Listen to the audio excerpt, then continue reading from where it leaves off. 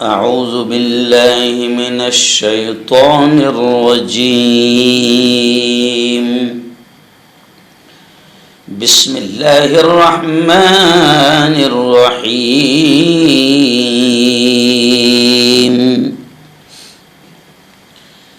انا انزلناہ فی لیلۃ القدر وما أدراك ما ليلة القدر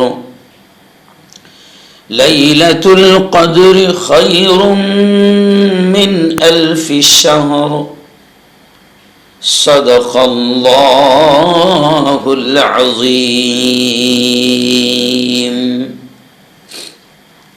بہت ہی قابل صد احترام نوجوان دوستوں، بزرگوں، ساتھیوں اور میری پردہ نشین ماؤں اور بہنوں، قرآن مقدس کی وہ سورت کی چند آیتیں، اس سورت کی میں نے ابھی تلاوت کی ہے جو آپ کو تقریباً سب کو یاد ہے۔ ایکچوئل میں رمضان کا اخیر عشرہ شروع ہو چکا ہے اور گزشتہ کل بہت سارے لوگ جن کو اللہ نے توفیق دی، طاقت دی، ہمت دی، وہ اب اعتکاف میں بیٹھ چکے ہیں۔ اعتکاف کے معنی ہوتے ہیں ٹھہرنے، اور کسی جگہ بند ہونے کے معنی ہیں اعتکاف۔ شریعت میں رمضان المبارک کے آخری 10 دنوں میں یا دوسرے دنوں میں دنیاوی کاروبار، بیوی بچوں سے الگ ہو کر اور کٹ کر مسجد یا گھر میں نماز کی جگہ ٹھہر جانے کو اعتکاف کہتے ہیں، اور اعتکاف کا ذکر قرآن مجید میں بھی اور حدیث مبارکہ میں بھی اس اعتکاف کی بڑی فضیلت آئی ہے۔ جو آیتیں میں نے آپ کے سامنے پڑھی کہ اللہ کہتا ہے انا انزلناہ فی لیلۃ القدر، کہ تم جانتے ہو، آگے اللہ کہتا ہے، پہلے اللہ یہ فرماتا ہے کہ ہم نے اس کو یعنی قرآن مقدس کو لیلۃ القدر میں اتارا، اور پھر آگے اللہ کہتا ہے وما ادراک ما لیلۃ القدر، کیا تم جانتے ہو لیلۃ القدر کیا ہے؟ نہیں جانتے۔ اللہ نے خود جواب دیا لیلۃ القدر خیر من 1000 شہر، او میرے بندو لیلۃ القدر ہزاروں مہینوں سے افضل ہے۔ بڑی قیمتی رات ہے لیلۃ القدر۔ اگر کوئی خوش نصیب اس ایک رات کو پالے تو گویا وہ 1000 مہینوں کی عبادت کا ثواب اپنے دامن میں سمیٹ لیتا ہے۔ یہی وجہ ہے کہ پیارے آقا محمد مصطفیٰ صلی اللہ علیہ وسلم اس رات کو ڈھونڈنے کے لیے رمضان کے اخیر 10 دنوں کا 10 راتوں کا اعتکاف کیا کرتے تھے، یعنی مسجد میں ٹھہر جایا کرتے تھے۔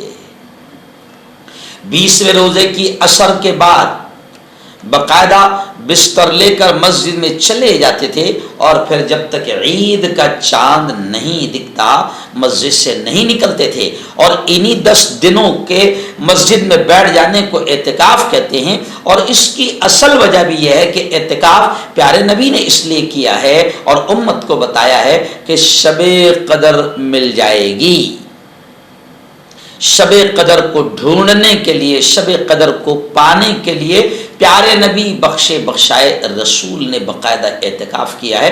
تو ذرا سوچو میرے بھائیوں، میری بہنوں، ہم جیسوں نے تو شب قدر کو کتنے جذبے کے ساتھ اور کتنی تڑپ کے ساتھ ڈھونڈنا چاہیے، اس لیے کہ نبی نے ڈھونڈا ہے، اور نبی پاک نے یہ بھی فرمایا ہے کہ یہ لیلۃ القدر صرف میری امت کو دی گئی، دوسری کسی اور امت کو نہیں ملی۔ حضرت عیسیٰ، حضرت موسیٰ، حضرت ابراہیم، حضرت اسماعیل، حضرت یونس اور جتنے بھی انبیاء آئے ہیں ان کی امت کو یہ رات نہیں ملی۔ پیارے نبی نے فرمایا کہ یہ رات شب قدر صرف میری امت کو دی گئی ہے، اور اس لیے دی گئی ہے کہ میری امت کو عمر بڑی کم ملی. پیارے نبی نے فرمایا اعمار امتی بین 60 و 70، میری امت کی عمر 60-70 سال کے اندر ہوگی. اب ظاہر بات ہے پچھلی امت کی عمر تو 600 سال 700 سال 800 سال 1000 سال تک کی تھی. اب انہوں نے کئی سو سال اللہ کے راستے میں لگائے، جہاد میں لگائے، تو ہم تو ان کے ثواب کو پہنچ ہی نہیں سکتے تھے. اللہ نے فوراً اس امت کو یہ انعام دے دیا کہ ٹھیک ہے نا، اگر تم کو عمر کم ملی ہے مگر تم میں سے کوئی بھی آدمی ایک شب قدر کو اگر پالے گا تو وہ 1000 مہینوں کی عبادتوں کا ثواب پالے گا. تو اللہ نے اسپیشل انعام کے طور پر یہ رات ہم کو دی ہے. اور پھر پیارے نبی نے فرمایا جو اعتکاف میں 10 دن 10 راتیں نہیں بیٹھ پاتے ہیں تو پیارے نبی نے ان کے تعلق سے یہ کہا، ہمارے جیسوں کو یہ کہا کہ دیکھو سنو، شب قدر کو رمضان کے اخیر 10 دنوں کی 10 راتوں کی طاق راتوں میں تلاش کرو. طاق عدد یعنی 1 3 5، تو ایسے ہی آخری عشرے کی طاق راتیں کون کون سی ہوگی؟ 21ویں 23ویں 25ویں 27ویں اور 29ویں. پیارے نبی نے فرمایا کہ ان 5 راتوں میں کم از کم طاق رات، ان 5 راتوں میں لیلۃ القدر شب قدر کو تلاش کرو. تلاش کرو کا مینس کیا مطلب؟ کہ اس رات میں اللہ کی خوب عبادت کرو، ذکر کرو، تلاوت کرو، استغفار کرو، جو کچھ کر سکتے ہو اس رات میں عبادت کرو تاکہ شب قدر تمہارے حصے میں، تمہارے نصیب میں آ جائے. خود نبی کریم صلی اللہ علیہ وسلم کے بارے میں حدیث آتی ہے، حضرت عائشہ بیان کرتی ہے کہ نبی کریم صلی اللہ علیہ وسلم جتنے نیک کام اور عبادت میں جتنی محنت رمضان کے آخری 10 دنوں میں فرماتے تھے اتنی محنت کسی اور دنوں میں نہیں کرتے تھے. یعنی آخری رمضان کے آخری 10 دنوں میں حضرت عائشہ فرماتی ہے کہ جتنی عبادت، جتنی محنت نبی کریم صلی اللہ علیہ وسلم کرتے تھے اتنی دوسرے دنوں میں نہیں کرتے تھے. بلکہ حضرت عائشہ کی دوسری روایت یہ بھی آتی ہے کہ جب آخر عشرہ آ جاتا تو آپ صلی اللہ علیہ وسلم کمر بستہ ہو جاتے تھے، یعنی مضبوطی سے اپنے تہبند کو باندھ لیتے اور رات رات بھر جاگتے تھے اور اپنے اہل و عیال، اپنے گھر بار والوں کو بھی جگاتے تھے. جی ہاں، تو اخیر عشرے میں 2 اہم اور ضروری کام ہیں، ایک تو اعتکاف کرنا اور دوسرے لیلۃ القدر کو تلاش کرنا. اعتکاف مرد حضرات مسجد میں کریں گے، جی ہاں، اور عورتیں اپنے گھر کے کسی کونے میں بیٹھ جائے گی عورتیں.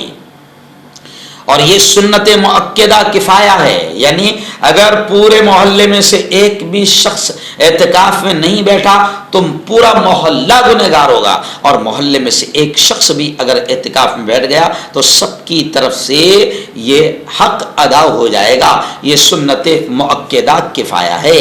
عورتوں کا مسجد میں اعتکاف کرنا یہ گناہ ہے، مکروہ تحریمی ہیں. ان کے لیے اعتکاف کی سب سے بہتر جگہ وہ ہے گھر میں جہاں وہ 5 وقتہ نماز پڑھتی ہے، اور اگر نماز کی کوئی جگہ مقرر نہ ہو تو پھر گھر کے کسی بھی صاف اور ستھرے حصے میں اعتکاف کر سکتی ہے. انشاءاللہ آئندہ کل کون کون سی باتیں اعتکاف میں نہیں کرنی چاہیے، کون کون سی باتیں حرام ہیں، ان تمام چیزوں کا تذکرہ ہوگا. لیکن آج 2 اہم چیزیں، لیلۃ القدر کی اہمیت اور اعتکاف کی اہمیت، یہ آپ نے سنی ہے. عمل کی نیت سے سنیے اور دوسروں تک اس ویڈیو کو شیئر ضرور کیجیے، اس کا ثواب آپ کو بھی ملے گا.